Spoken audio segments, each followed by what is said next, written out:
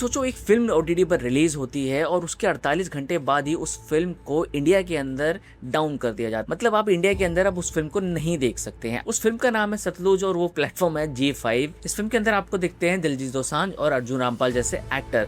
अभी फिल्म जो डाउन की गई सतलुज, ये कोई नॉर्मल कमर्शियल ड्रामा की तरह नहीं है जो हम रोज देखते हैं और अपना ओपिनियन शेयर कर देते हैं। इस फिल्म का सबसे पहले जो नाम दिया गया था वो था गल्लूगारा, अगर मैं नाम सही प्रोनाउंस कर रहा हूँ। उसके बाद पंजाब 95। अब आपको थोड़ी थोड़ी याद आई होगी कि पंजाब 95 नाम की फिल्म दिलजीत की आने वाली थी और अब इस फिल्म का नाम सतलुज रखा गया। अब इस फिल्म की जर्नी की बात करूं तो बहुत आसान नहीं रही है। CBFC के 4 साल तक की लड़ाई चली है इसके साथ और कुछ 120 से ज्यादा कट इस फिल्म के अंदर लगे हैं और उस कट के बाद ये फिल्म OTT पर रिलीज हुई। फिल्म की कहानी जो बेस्ड है वो है जसवंत सिंह कालरा जी के ऊपर, उनकी लाइफ के ऊपर ये फिल्म बेस्ड है, जो एक बैंक में मैनेजर थे और 1995-1990 के दौरान की बात की है कि वहां पर पंजाब में काफी ज्यादा टेररिज्म फैला हुआ था और पुलिस को काफी हद तक फ्री हैंड मिला हुआ था। कालरा जी कहाँ से कनेक्ट होते हैं, उस समय उनके साथ में काम करने वाले 2 कलीग जो एकदम से गायब हो जाते हैं और काफी दिन तक मिलते नहीं है, पुलिस FIR नहीं करती और जब इसकी जांच वो करते हैं तो उनको पता लगता है कि भाई ये बहुत बड़ा मामला है और करीब 25,000 से ज्यादा ऐसी बॉडीज हैं जिनको लावारिस बताकर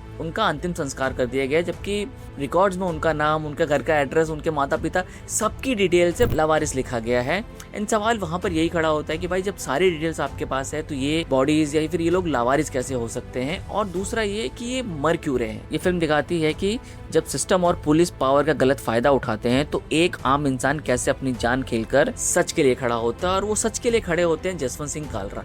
वो ही एक इंसान थे जो भाई अब इसकी तह तक जाते हैं और ये सच सामने लाते हैं कि भाई यहाँ पर पंजाब पुलिस कैसे मनमानी कर रही है, और वो मनमानी ऐसे था कि वो किसी को भी शक के तौर पर पकड़ते थे, मार देते थे और मारते वक्त तो भाई वो 1 मिनट नहीं सोच रहे थे। और क्योंकि जो जितने एनकाउंटर कर रहा था उसको उस हिसाब से प्रमोशंस मिल रहा था, पैसा रिवॉर्ड्स मिल रहे थे। अब सवाल ये है कि भाई इस फिल्म को OTT से क्यों हटा दिया गया, G5 के प्लेटफॉर्म से क्यों हटा दिया गया। अब भाई प्लेटफॉर्म कहता है कि हम कुछ डेवलपमेंट कर रहे हैं जिसकी वजह से हमने इस फिल्म को अभी हटाया है, या फिर कुछ रिस्ट्रिक्शंस हैं जिसकी वजह से हम इस फिल्म को हटा देंगे, हम जल्दी ही वापस लाएंगे इस फिल्म को। पर असली सच पता क्या है कि इस फिल्म की कहानी बहुत ज्यादा रियल और इम्पैक्टफुल है। दिलजीत की एक्टिंग और हनी तेहरान का डायरेक्शन ऐसा सच दिखाती है जो हमारी किताबों में छुप सा गया।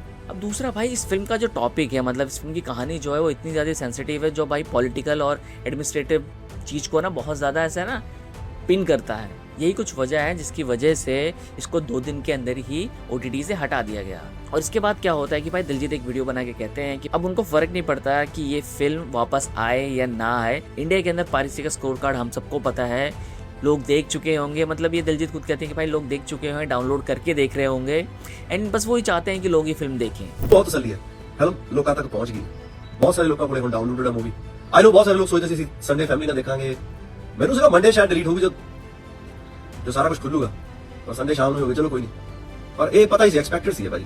ये फिल्म सिर्फ एक स्टोरी नहीं है बल्कि आर्टिस्टिक फ्रीडम और सेंसरशिप के बीच की एक बड़ी जंग है, और ये जंग कब तक लड़ी जाएगी कुछ भी नहीं पता।